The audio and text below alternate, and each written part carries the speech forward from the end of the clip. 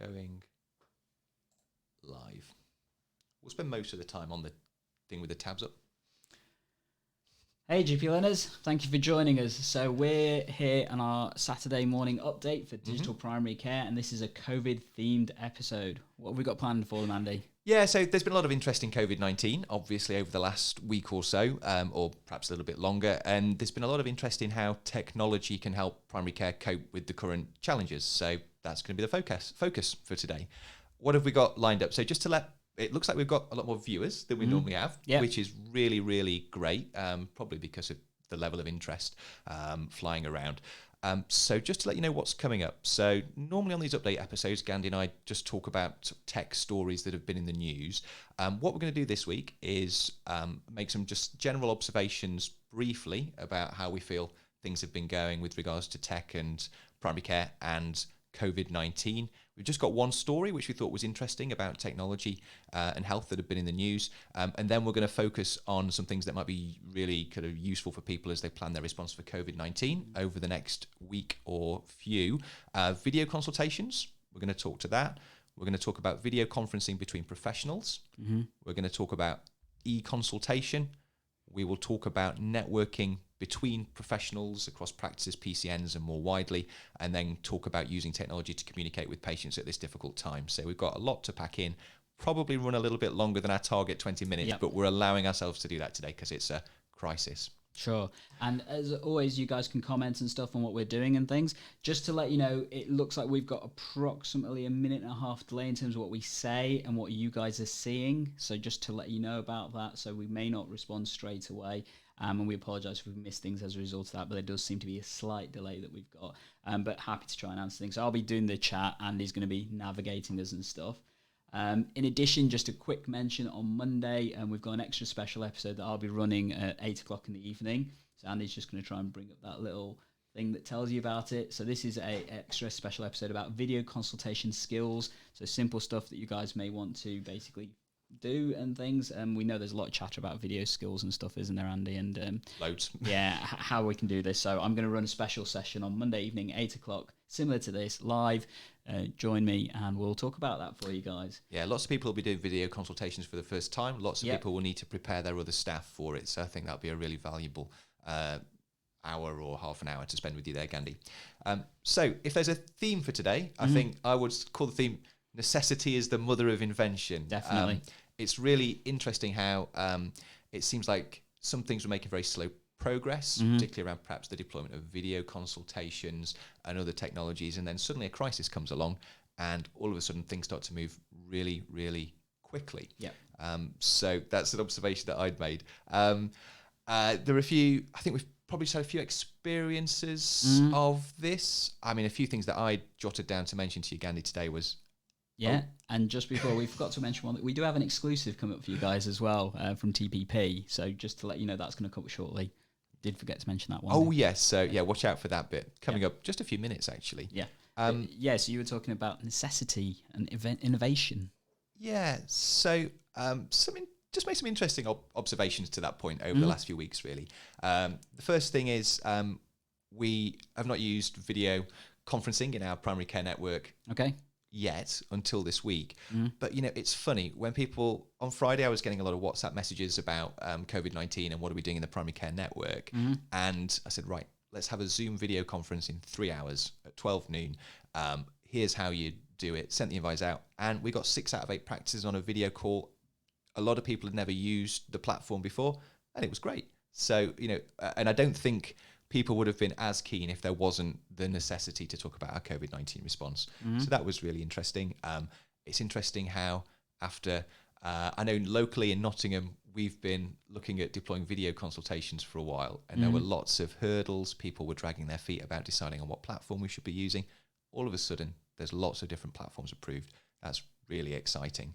A lot of people are beginning to use electronic consultations. I know a lot of GPs in Nottingham, a lot of practices are beginning to use things like Ask My GP and other products available. We'll talk to those more later. New models of demand management are emerging out of necessity. Practices are adopting telephone and video and online first systems of care. Really exciting experiment in how they work and how patients dropped out, Andy. We're dropped out. I know.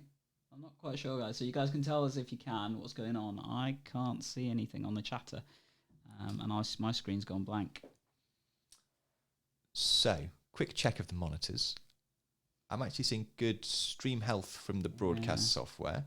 It says excellent condition. My Wi-Fi's gone. Okay, Gandhi's lost his Wi-Fi, so you're going to be getting that up and running over the next minute. We're going to crack on because Andy says it's all working. So apologies, guys. I'm just going to reconnect and see if we can get onto you guys. Hopefully that's going to work now, and I'm coming back in. Yay! Sorry about that. Apologies. Fantastic. So I would say big experiment in new ways of working. Also, people are making plans for how practitioners are going to be working from home. There's been a big increase in use of the 111 online triage system. It's going to be really interesting when things go back to normal, how much of this sticks, I think. And there's the potential for primary care to never be the same again. Definitely. Potentially. And we've seen a bit of loosening of the kind of guidance, haven't we? I mean, even the ICO has kind of said, do what you kind of need to do, but just bear in mind the safety. And I know the NHSX have released their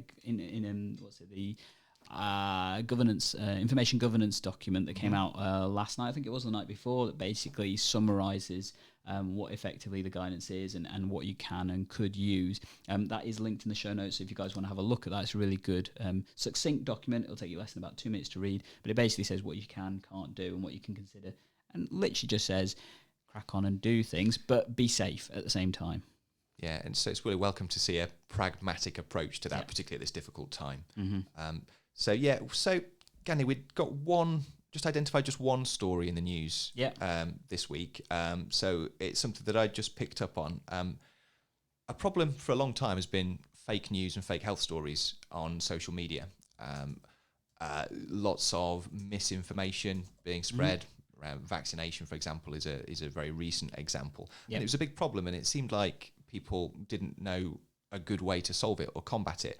And sadly, in the early few weeks of COVID-19, there were a lot of fake health stories, fake health solutions to COVID-19. Don't know if anybody's tried the garlic water solution, for example, to see if you can cure COVID-19. Bit skeptical about that, but there was a lot of that information around on Facebook and other platforms, and that was a problem. But all of a sudden, they've come up with a solution. So I'll just bring up the story. It's been covered in lots of places, but there was a reasonable version of this on the ITV website. And now if you go to Facebook or Google or other social media outlets and it thinks that you're looking for information about COVID-19, it will bring to the top NHS sources in this country, and in other countries it'll bring to the top sort of government-approved, authoritative sources of information. And I just think that's just such a great idea. Definitely. And maybe it could have happened years ago. It could have done, but it took something like this because actually people recognised that misinformation is going to lead to more significant harm. When it came to elections and stuff, it wasn't as much of an issue. When we're talking about a worldwide pandemic, bang, it's all gets sorted really, really quickly, doesn't it? But I hope it sticks, and I hope it carries on, and I hope it's an antidote to anti-vaxxers and all other sorts of troublesome misinformation that's out there. So that was the story. And talking about news, so this is not fake news, but this is an exclusive that we have for everybody. So some people may know about this, but we've got some information from TPP themselves. So on Monday, TPP are going to launch their AirMed platform. So this is basically their version of an app that's going to be upgraded version of what they currently have, and it talks about various different things, including offering video consultations direct through TPP. And so we've had a couple of chats with them. They've sent us some of the links, and these are now live. So if you want to check them out, everyone, they are in the show notes. So these are links to 2 videos. One is showing patients how to log in to the AirMed system, and the second one is showing clinicians how to basically start an AirMed consultation.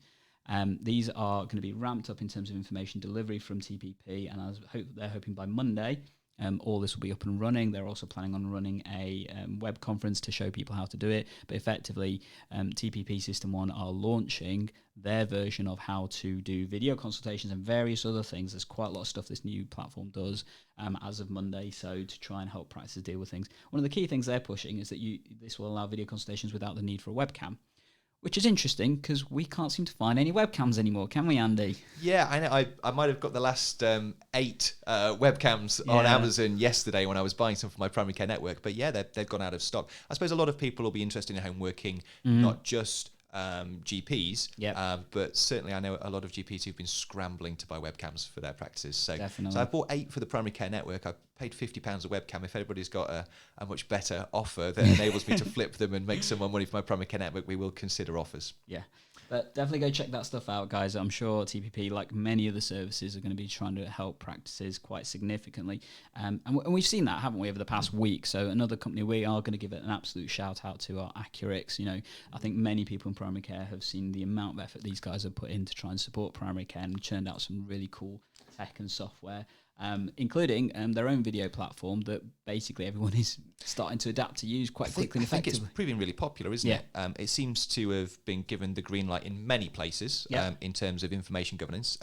I know we're just hopefully jumping over the final hurdle in Nottingham before use next week. But it's a really, really well-deployed solution, actually. I'm sure a lot of people have played with it, but you download the Accurix software, link it to your NHS email account. It seems to...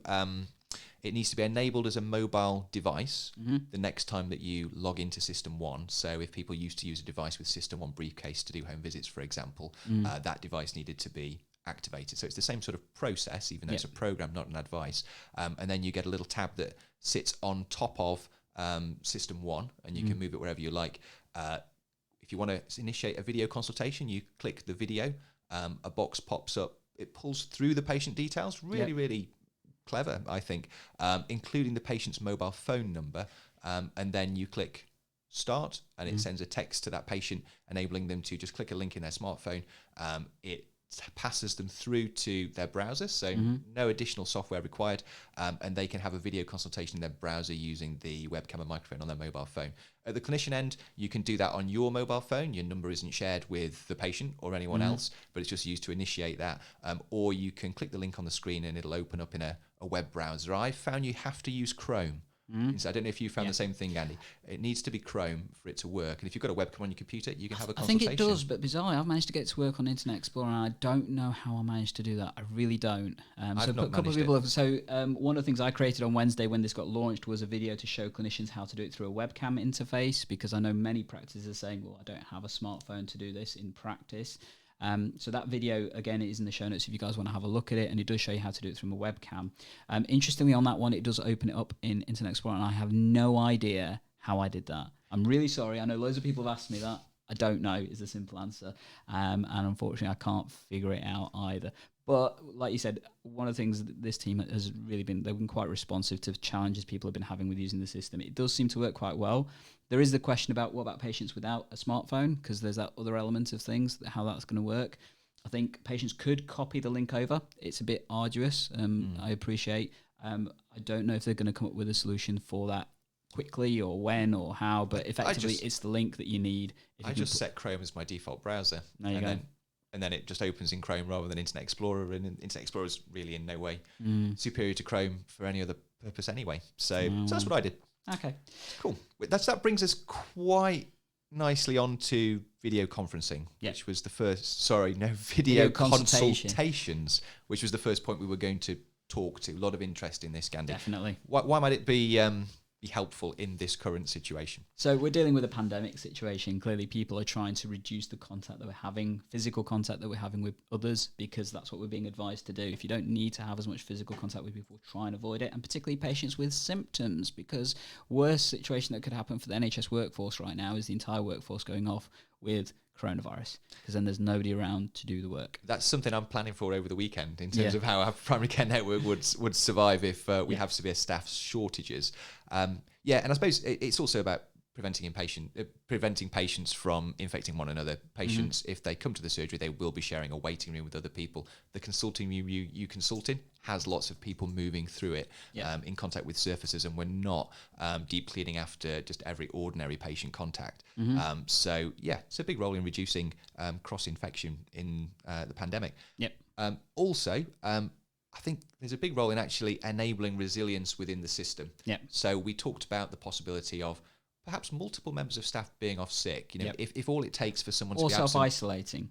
Well, that's what I mean. If all it takes for someone to be out of play for direct patient contact and attending the surgery is having a cough or a fever, a lot of people might be simultaneously out of play, but actually fit to work. And those people, this will help those people work from home. You could have them just doing the telephone triage, the telephone consultation, but once you've maybe got 50%, potentially more for some practices of people away, I think you're going to need more than telephone. And I think video will be really, really helpful for that. And I think, it does enable the picture aspect of things, which is the thing it has over telephone itself. So a lot of places are looking at using telephone consultations to try and manage the demand. And I know a lot of practices have basically said that we're going to stop face-to-face. Every patient will have a telephone consultation before they have a face-to-face to figure out what needs to be done. And telephone has massive opportunity with doing that. And if our AGP learners want to check out how to do telephone consultations, because for some clinicians, this is going to be a new thing. We do have a guide for you, a very quick and simple guide. The links are in the show notes and stuff. I know there's been a lot of uptake for this. But basically, this is the basics of telephone consultations. So feel free to have a look at that. Yeah. But so, Gandhi, I was going to say, so I think telephone consultations are all well and good for 1 day, 2 days, 1 week, but this potentially could go on for weeks. Longer than that. Yeah. And patients will be in the situation where they cannot have face-to-face contact with their GP for extended periods of time. And that's never happened before. True. And I'm not quite sure how patients are going to respond, but I do think that video consultations will help. I think the jury is out potentially on how useful they are in terms of over and above telephone consultations versus face-to-face. What do they actually add? But I think they might add more for the patient than they potentially add for the clinician. Yeah. The patient feels like they have seen their GP, which I think is important, and will be quite important where people are isolating themselves and not having contact. So I think in terms of patients remaining more satisfied with their surgery, I think moving to some video consultations would be advantageous. You're right. I think there's definitely that element of patients thinking the doctor has seen me. Okay, he may not have seen me physically, he may not have laid their hands on me, or he or she may not have laid their hands on me, but they've seen me. So there's that reassurance element of it. And I think it also works two ways as well. There are definitely cases where I know we're doing triage for several years now, you speak to a patient and you just think, I literally just need to eyeball you. Can eyeball you, I'm going to know if you're okay or not, and that's why I'm bringing you down to the practice. And actually, video consultations enables that eyeball mechanism, that gut instinct. It doesn't mean that you deal with everything through video consultation. I'll make that point very clear. But sometimes just being able to see people and think, actually, you look okay. The history you've given me is enough for me to say, let's keep an eye on this. Let's see how you go. And with the current situation of a pandemic, and trying to limit, the impact it has on our workforce, this is going to be a massive thing. So I think it is going to offer opportunities currently. You're right, how that changes once the current situation stops, hopefully it does. It may make people rethink how they do things. But at the same time, and one person I'm going to definitely recommend people have a listen and a look at is a guy called Dan Williams, who works with NHSX, and he's in a lot of the WhatsApp groups and stuff. He quite rightly makes a point that when you're looking at setting up systems right now, everyone's focused on today, tomorrow, the immediacy. Also look at how you're going to think about doing this in the future, because you don't want to set up a system now that in 2-3 weeks' time you're going to be changing again, because that system change element of it is going to be a nightmare as well. So make sure you're doing things comfortably that you think will work moving forward as well. Yeah, because I think a lot of this video consulting might stick afterwards, because patients will get used to it, clinicians will start to use it, and I think we might see a big sort of shift, and this be part of the the arsenal in terms of what we have at our disposal. And definitely useful for our stay-at-home patients, so our care home patients, nursing home patients, where we are trying to limit our movements. Those are the patients that are most at risk in our current pandemic situation. Trying to manage that cohort of patients is going to be a massive challenge, and this enables, I think, potentially that to happen. Yeah, I mean, that's on my list of things to do Monday in our PCM plan, is to liaise with the care homes and get them comfortable with using a mobile device to allow us to assess patients via video. I think that's going to be really helpful when they go into bubble mode and start protecting their residents.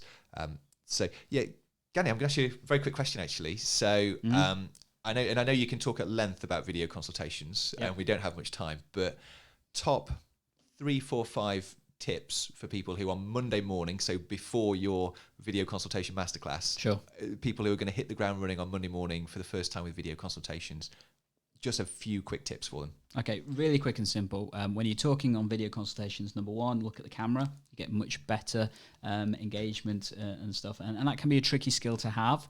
But just remember that don't get focused on looking at your screen. Look at the camera every now and again, because it enables the eye contact. And you'll see this if you ever do a WhatsApp call with friends and family. They're looking at the screen. you're looking at the screen, you never actually make eye contact. With friends and family, that's fine. But when you're doing it with somebody you don't know, actually the eye contact is a massive thing and a reassurance. And I think it's something, because I've been experimenting with this, it's something as simple as the positioning of the webcam. Put the webcam near where the video of the patient is.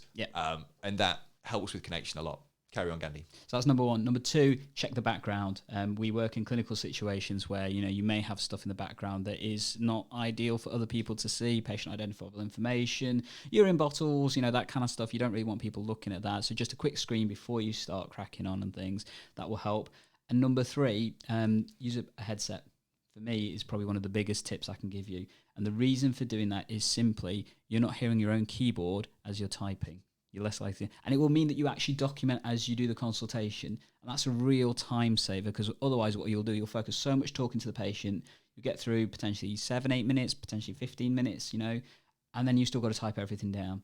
And actually jotting these things down as you're doing it, particularly if you're new to the situation, will make your life a lot easier. And the thing that helps disinhibit you from starting to do that more effectively is not being able to hear the keyboard as you're typing. It's something that you'll be surprised how much difference it actually makes.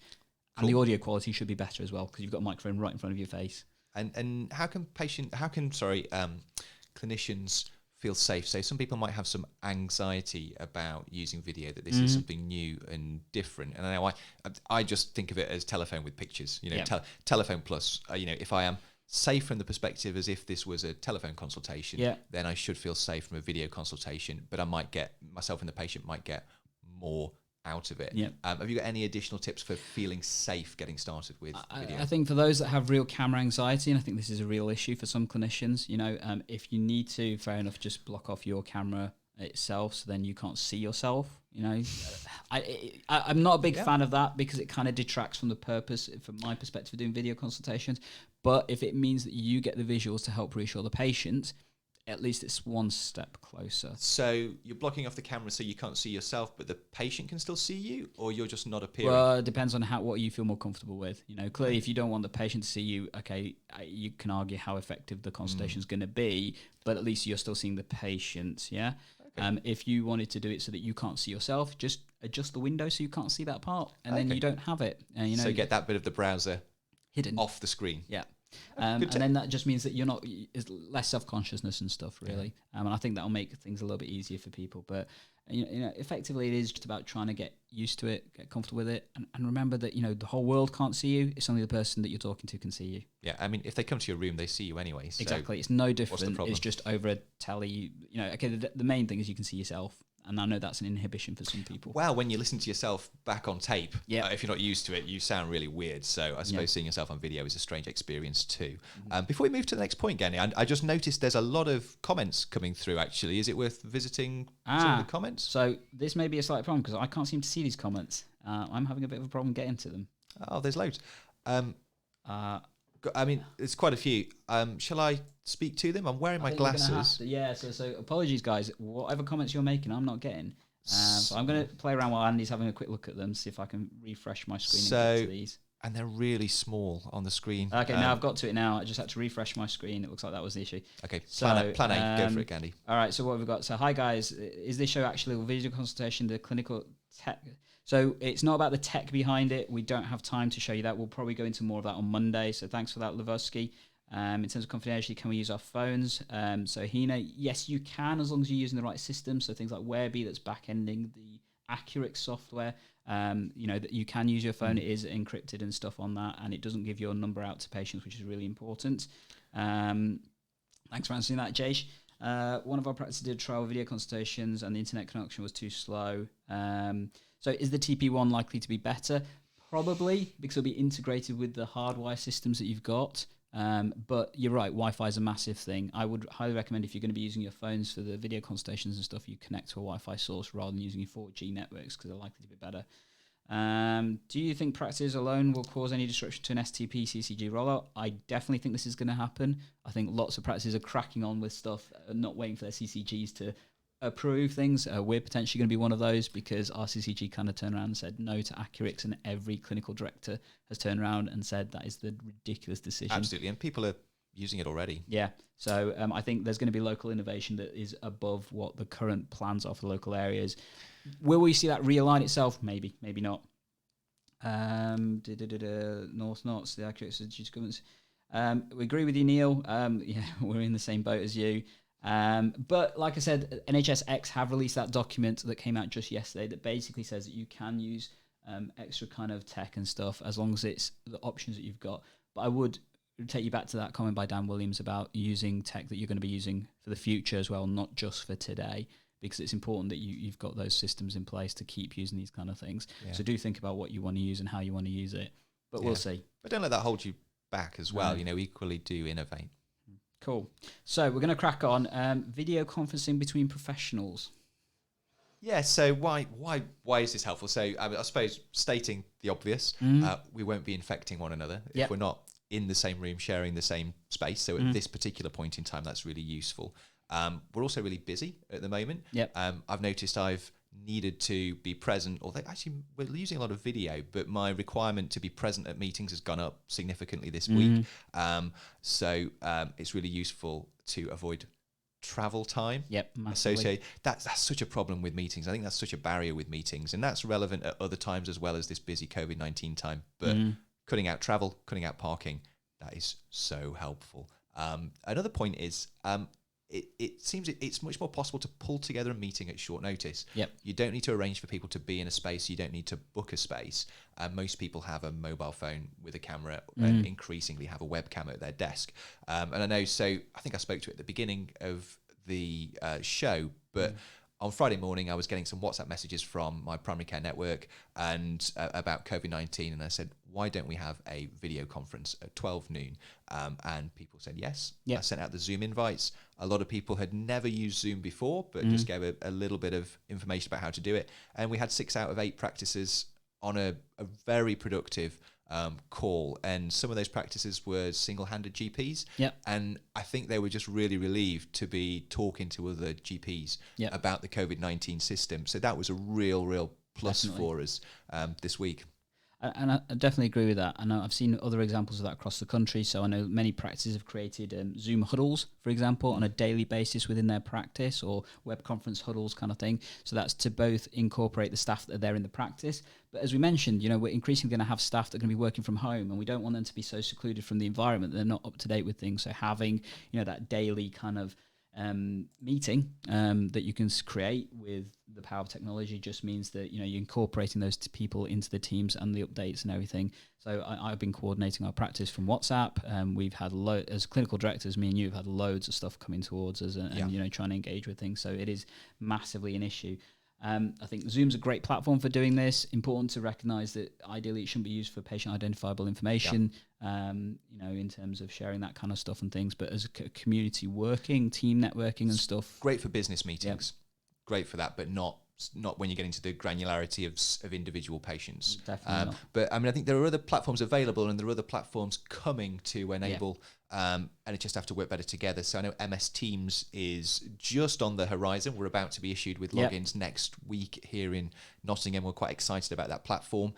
Anything you can say to that, Gandhi, about what people can expect? So I'm going to give a shout out to Matthew Badeau, who's I think watching us right now. I don't know if he's headed off or had to go, but he showed me how powerful MS Teams could be last week, and we had planned to get him on the eGPlearning Podblast to do an episode for us, but I think the current situation's overtaken the ability for us to do that. But the power I think that MS Teams can offer primary care is going to be an absolute game changer for the way that we work.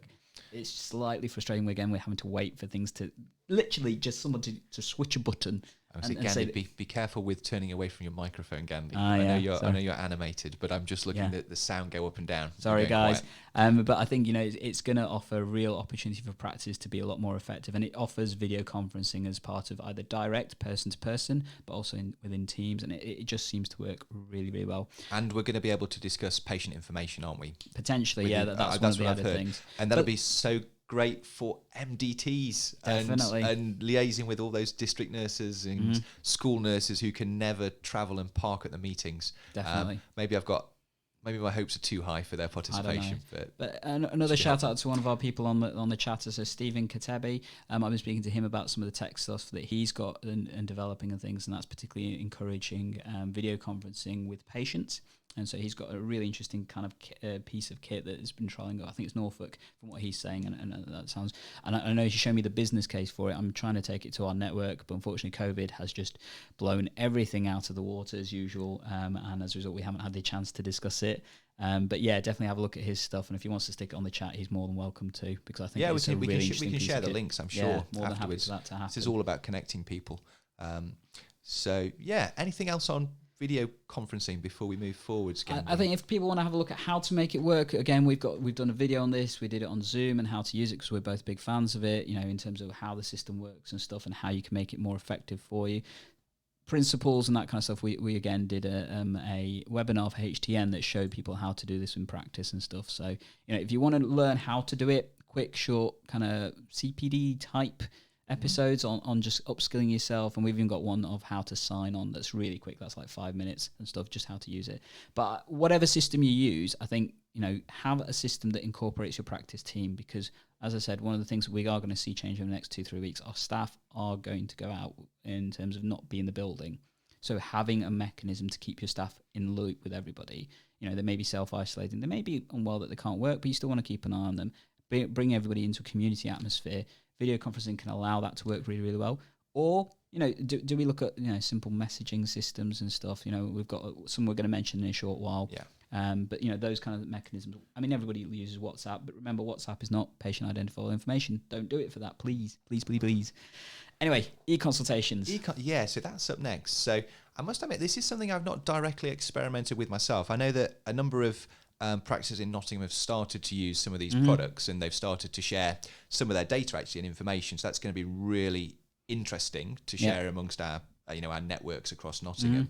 But yeah, so electronic consultations. I know we've got a few bullet points here to speak to about what they are and how they might be helpful. Do you want to lead us off, Gandhi? Well, so electronic consultations come in various different formats. They're synchronous or asynchronous, so that means live or outside of that. I think we're going to see an increased use of the asynchronous ones, so patients sending you a message and you replying at some later time, because I think that's going to be more effective for our current situation and longer term as well. Actually, I think that's the better mechanism. Yeah, it allows you to shift and profile where the work is done and when it's done. And the where, I think, is key, because some of this doesn't have to be done within your own practice. I guess networks, federations might have something to speak to those solutions. Yeah, and there's definitely this opportunity that it doesn't have to be the GP that does everything as well. People always think when we're looking at these kind of notification-based consultations, and that's what I tend to prefer calling them. I know some people say emails, some people say e-consultations. My terminology is notification-based consultations. Okay. But I think, it can be the GP. I like asynchronous. Yeah. I really like that. But I don't think patients will always get asynchronous to the same degree. That's true. Yeah. But anyway, it can go to the GP, it can go to the pharmacist if it's a medication inquiry, it can go to the acute on-call person, whether that's a physician's associate, AMP, GP, whatever. It can even go to the admin team if it's a, where's my letter? Does that need to go to GP? Of course it doesn't. That's not a GP thing to deal with. But it allows you to send those to the most appropriate person, and it doesn't keep the patient waiting significantly. As long as you've got the mechanisms in place to make this work. So you've got the reminders that this is non-urgent stuff. Please do not use this for, telling us you're having a chest pain episode, for example. There should be an automatic process that says if you're having chest pain, call 999, that kind of stuff. I know some people are using it for acute stuff, and as long as you've got the system in place that allows that to happen, again, that's fine. But you need to make sure you've got those systems in place to make it work. Otherwise, you're going to get those unfortunate situations like the chest pains, or worst case, the suicide notes. Yeah, and I think the systems vary in their complexity and capabilities, don't they? So I've seen things which are as simple as just messaging, and not much more than that, and then someone can collect non-urgent messages and decide what to do with them within the practice, to systems where you get kind of an automatic structured branching tree of questions that the patient is led through to collect information about their presentation and symptoms, that's then passed to a clinician to triage and decide whether they need to be seen, whether they can be dealt with on a telephone call, whether in some circumstances a prescription might be able to be issued without further contact with the patient, for example, an uncomplicated UTI in a middle-aged female. So lots of products out there, really. Yeah, and I think we're going to see more happen. So I know that some of these companies that we talked about are looking at innovating even further. So Accurix, I know, are looking at a Med3 system that allows you to send electronic Med3 to patients, This is meant to come through in the near future, but they're looking at ramping up so that we can reduce the face-to-face contact we're having with patients at a time where potentially, in the next few days, we will be heading towards absolute seclusion or wherever it is. I don't quite know the terms, but hey ho. Yeah, and I think a lot of these systems have been quite quick to bring in a COVID-19 element to their offer, and I think those are proving to be really helpful for making sure that those people with symptoms of COVID-19 do the right thing. If they're cough, fever, and they're not unwell, well, look after yourself. If you're unwell, call 111. But just that basic screening before someone gets to the practice, I think has been really, really helpful. The opportunity of sending stuff back, so not having to send paper stuff back to people, sending them links like direct advice to the NHS 111 coronavirus advice, like sending them apps, for example. We're big fans of apps, obviously, here at eGPlearning, and Orca, the company that basically helps support the NHS app library. They offer some really good quality applications that you can use as treatments for patients, and they rank and file them for you, kind of like a BNF for applications. Massive fans of what this company has done. I mean, we've got an interview with the founder, Liz Ashwell-Payne, haven't we? That's a good video to watch if people want to watch that. Definitely. I'm sure the links will be in the show notes, which we'll try and get up a few hours after this goes out. Well, all links are there already, guys. I don't think the Orca one's there, but I'll stick that in a few minutes and stuff. But yeah, definitely check those out. But it's just innovating the way that you do things and being aware that you can send patients these kind of information. So one of the things I do with the accurate stuff, I send the "When Should I Worry" leaflet to all patients. I say to them, look, this is the information that we recommend that you have in terms of managing your minor illness and stuff. Here's the page number, go have a look at it. It's a recognised document that's well validated and stuff, lots of information and things, and helps patients understand when they should worry. Awesome. Great, fantastic. Have we had a few more comments, Gandhi? I've got a feeling my thing's just not updating very well, so I'm just going to refresh it because it sounds like you're saying we have. And I've seen a few come through. They're just very, very small on this screen, which is some distance so I've got a bit better. So Jay Puri says that he's using e-consult system and are regularly getting patients phone states go to A&E. So they've got some saved. Yeah. So obviously automatic systems tend to be more risk averse. So they may come on with the outcome of go to A&E, go to X, that kind of stuff, a little bit more likely. I think take it with a pinch of salt in terms of what works best for you and your populations and stuff. Mandarai, all of our practices use e-consult. It works well. They've updated the platform for COVID-19. So, these suppliers are updating things as well rapidly to try and deal with things. And we appreciate the effort that these companies are putting in to try and get in there. Things may change in the future, how all these services delivered to practice and things. But right now, it does feel like everyone's trying to pull together. Yeah. To a degree, we have some gripes with certain people still, but hey. Yeah, but I think the COVID-19 situation is really dragging everybody's thinking forwards in this. And I think actually even something as simple as more patients having that experience of being told to use the 111 COVID-19 online triage page, and just the more people that have experience of that, the more people that are maybe even told to do it and don't even do it. They've had exposure to the concept of sort of asynchronous electronic assessment, and I think that's something that can be built on definitely going forward. It's really legitimised the use of these products. So that's great. Cool. So next we're going to talk about networking between professionals, I think, weren't we? We were and are, I think, still, hopefully. So one of the other things, so we talked about how people are going to potentially be taken out of practice and you're not going to see them as often potentially over the next couple of weeks or so. So having the ability to talk within your practice or talk between your practices and networks, or even wider than that if you're talking CCG, ICS footprints and all that kind of stuff. And nationally, both me and you are plugged into some of the national groups that have discussions about what's going on, and the chatter is crazy. My phone's on the side here acting as our timer, and it's just constantly seeing lots of updates coming through on WhatsApp. Far too many WhatsApp updates to get through when we finish this, but and that's one to mention, isn't it? WhatsApp is probably the easiest communication tool that people are using. Important to recognise that for patient stuff, it's a no-no. Simple as that. No, but it's got that kind of, what do they say, network effect. It that does. Thing that is the reason why most people are on Facebook. Most people have WhatsApp. Most people know how to use it. Yeah. And most people have the notifications enabled for it and will engage on WhatsApp. So I think that's one of the reasons why it's so popular. It's just got that critical mass. It does. And that's not to say don't use it. I think just don't use it for patient stuff. That's the key thing. Use it. I think it's definitely a good tool to organise your practice, to organise your teams.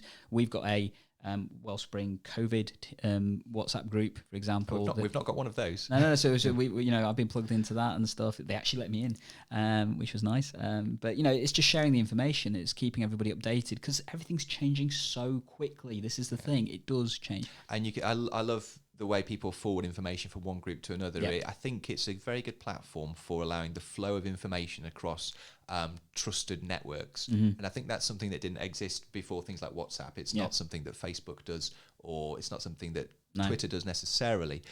So I think it's really new innovation, and the uptake of the use of that is really helpful. I'm wondering that maybe somebody watching can speak to this comment or this observation. But a few years ago, we weren't all plugged into these networks in the way that we are now. Mm-hmm. And I'm just wondering if it's enabling the workforce to respond better or more effectively to this particular crisis and challenge than in previous days. Because I think the old system would have been a very top-down command and control.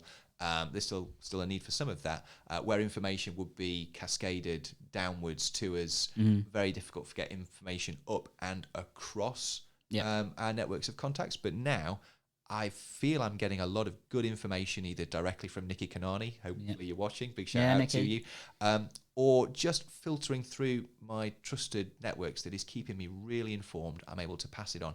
It feels like this innovation is enabling the health system and professionals to deal better with this than perhaps previous ones. So my question really is, if anyone was out there and kind of active for swine flu and SARS, because I was a little bit junior then, is this a real observation? Are we responding potentially more quickly because we are much more networked together, or is that am I just imagining it?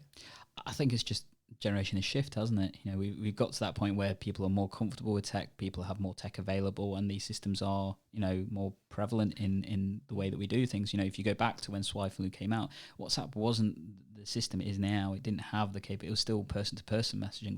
It didn't even have groups, I don't think, at that point. I wasn't using it. Yeah, so there we go.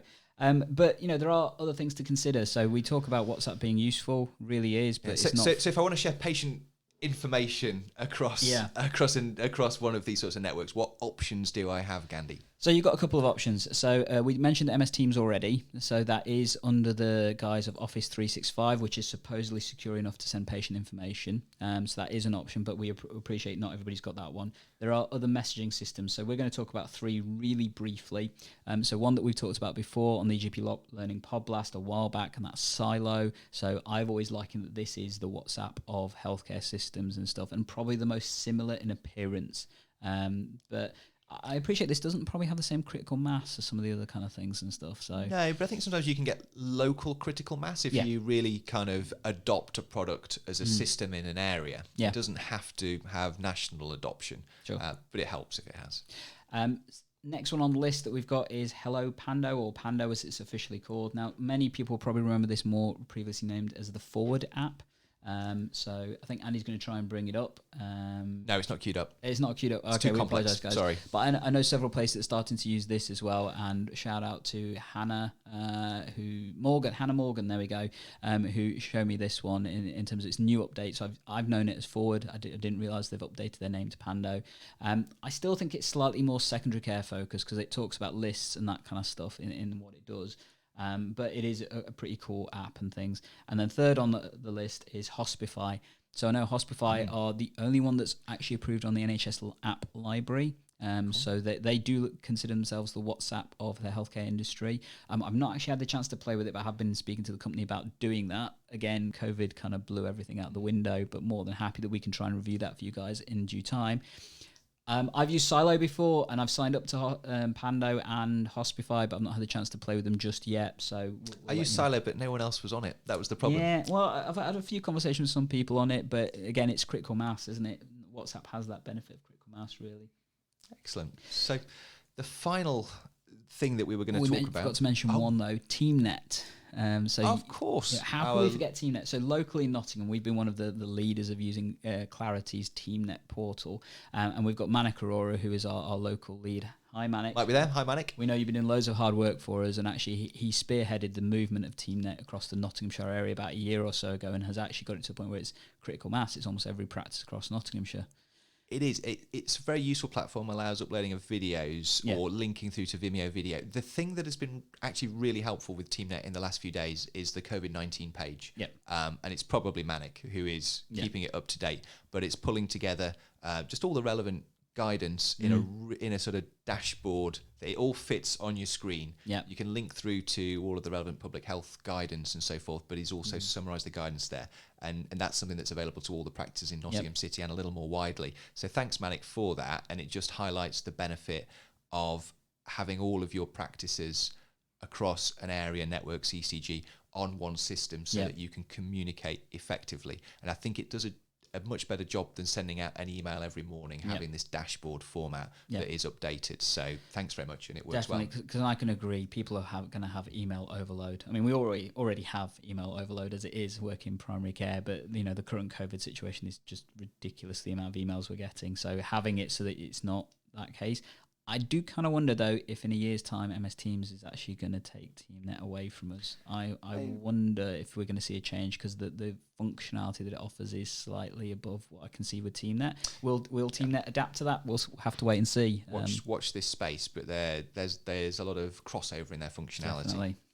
So we're going to crack on to talk about communicating with patients. So maybe about 10 minutes left. Yeah, we're not going to keep you guys much longer. We appreciate this is a longer episode, but as you can tell, there's so much to talk about. But yeah, communicating with patients. So it's going to be a bit hard if we're not seeing them, isn't it, Andy? Do you think? It is, but we have lots of other tools at our disposal to enable us to do this. I think we just jotted down a few basic points, almost like a checklist, really, for COVID-19. So the telephone is a technology too. We often forget that. But changing your telephone message to give people that standard information that everyone needs to hear. Stay away if you have a cough or fever. Contact 111 if you're unwell. Those sorts of things. Important to get that there. I'm sure everybody's updated their website with some COVID-19 information, but patients do go on the website. So I'm just going to bring up, this is our website at Parkside Medical Practice, and we took development in house. It looks quite nice, I think. So I did this, and he's very proud of his website.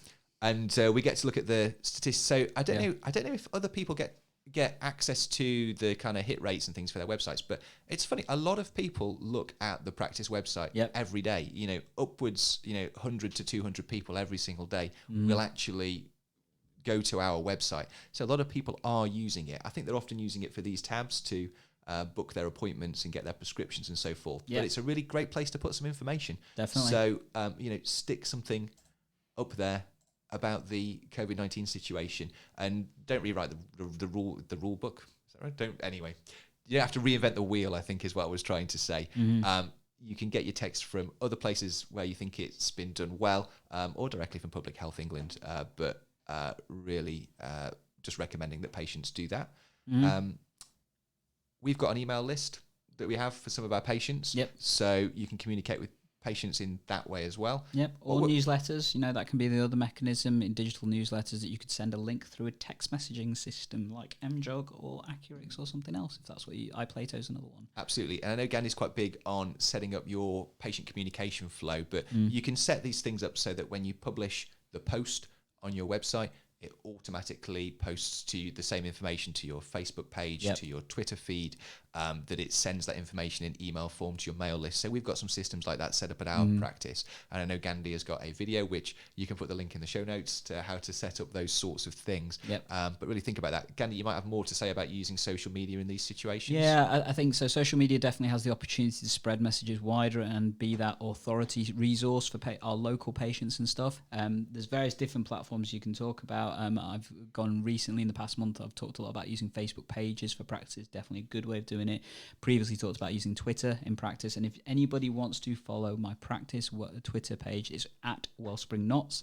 The reason why I say that, all the information I put out for patients I put up on there. So I've had videos for things like coronavirus, self-isolating advice. That's my most recent one that I put up on there. That's been crazy in terms of the amount of stuff that's been retweeted and things, and it's just bullet points in a tweet, so less than 240 characters and stuff. The platform I'm going to talk about really briefly, and I am hoping to get some content out for people to how to use this more effectively, which I think is going to be a game changer for practices, is actually Google My Business. So So as Andy mentioned, the website is where a lot of people go to. But if you actually think about it, when people actually search for your practice, they go through Google. And the first thing that Google will do is it'll bring up a little section and it will have all your practice information. And actually using that mechanism, it's called Google My Business, using that more effectively, you'll be surprised the hit rates you get from that. It'll far actually outweigh your practice website. And you can control some of that information there. So I'm going to be creating that video in the next week or so. When it comes out will be maybe a week or two's time, I'm afraid, because of COVID. It's kind of taking all the time up, as you can imagine, but definitely. I'm really interested to learn more about that because Google tends to be a bit of a thorn in the side in terms of it's the place where people leave bad reviews about the practice. Yeah, the reviews is an issue, but there's also ways that you can look at that, managing that. But taking control of that space is really attractive to me, actually. So looking forward to that video, Gandhi. And it's about sharing the right information for the right time for the right person. So definitely some tips for you guys from that and stuff. But like I said, focus on what's the important thing right now. I think that's the other thing I'd say. You can easily get distracted by stuff, but I think having a presence is definitely important. And controlling that presence even more important.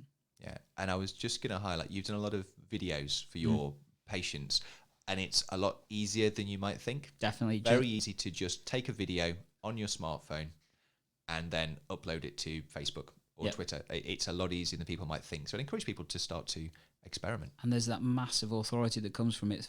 Patient's GP saying, this is the advice I'm giving to you. Yes, there's an element of indemnity, but when it's NHS advice, you're covered to a degree. It's just being able to speak from the heart and speak to your patients. Massively important. Yeah. Right. So, any more comments, Gandhi? Not that I can see. I'm going to refresh just to make sure. But so we had one from Michael. I've lost his surname because my screen's refreshed. Andy might have it on his. So it's too small. Mishiro Tomongo. He's talking about some of these apps that we talked about with patient communications having web-based functions. So WhatsApp has a WhatsApp web that you can use through a desktop browser. Unfortunately, most NHS trusts seem to block it. Please stop doing this. It's really annoying. Nottingham used to have access to it, and they've now blocked it. I think a couple of them do have desktop access and stuff. I know Telegram does, which is another WhatsApp-like mechanism that's thought to be more secure than WhatsApp, but still not patient ID suitable. I honestly don't know about Pando, Hospify, and Silo. Off the top of my head, I'd need to check it, so apologies on that. I can't tell you, but I think, having a desktop interface can be useful. Important to remember about the noise that you get from them, though. Controlling that as well is an issue for when you've got lots of communication methods coming in. It can seem quite daunting when you're trying to have to navigate them. Manage your notifications. So sometimes actually having it in just one place that you can put away in your pocket and leave for a couple of hours can be quite useful. True. We'll see. So that brings us to the end of our list. I know we've been doing the questions as we went along. Yep. That have come along, so that's good.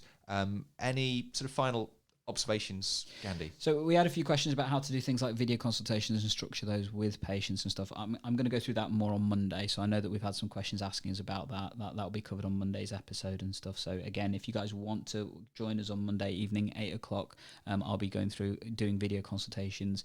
I won't be able to show you specific systems. I'll make that point very clear. So I won't be able to show you the tech of how to do one. But what I will be talking about is consultation skills and little bits about organising it within your practice to make it more sensible and safe both for you and for your patients. Yeah, and I think while you're waiting for that, telephone with pictures. Whatever's safe on telephone, safe on video. Yeah. So just bear that in mind. Great. And I suppose I've been impressed that we've actually maintained. I've been watching the viewer figures here, Gandhi, and it seems most people have stayed with us throughout the whole episode, which is really, really nice. It's great that people have been contributing and commenting. I hope people have found value in it. And we do this every other Saturday morning. We will be here talking about health, technology, particularly as it relates to primary care. So hopefully a lot of people will stay with us and join us in the future. Definitely. Those days when we're not live, we'll put out some non-live content at the same time that we'll have recorded. So just signposting that for people. Definitely. So we've always got regular content for you guys. So the eGPlearning one is every Thursday. I bring out my kind of Tip Thursday stuff. And every Saturday, there is content that both me and Andy produce for the eGPlearning Podblast. And that's both on this YouTube channel, but also on the podcast. So if you are listening to us, guys, we appreciate this has been a bit more visual kind of episode because of all the updates. But we hope we found some of this useful. As always, team, if you want to contact us, available to do so. So Facebook, Twitter, LinkedIn, Instagram, whichever platform you prefer, feel free to do so. We've got tons of ways for you to contact us. We're probably a bit OTT on that, but hey, we like to be around. In terms of on the podcast, if you are listening, please leave us a review on iTunes. It means a lot to us and really does help with the metrics side of things and things. And if you are watching on YouTube, I know loads of you have been, leave a comment. We love it. We will try our best to reply to all of them. We're going to stick around and reply to a couple of them as we finish the stream. And if you have an interesting product, service, innovation, you've done something interesting, useful in your area that's gone well or gone badly, and you want to share about that, contact us, and it might be possible to set up an interview and get that out there so that we can spread your learning around the network. All this content is available afterwards again on the YouTube platform. But as always, guys, eGPlearning is here to help save you and your patients time by taking answer your primary care and learning. Right, Catch you in the next episode. Yeah, goodbye, guys. Bye. And we reach for the end stream button. End stream.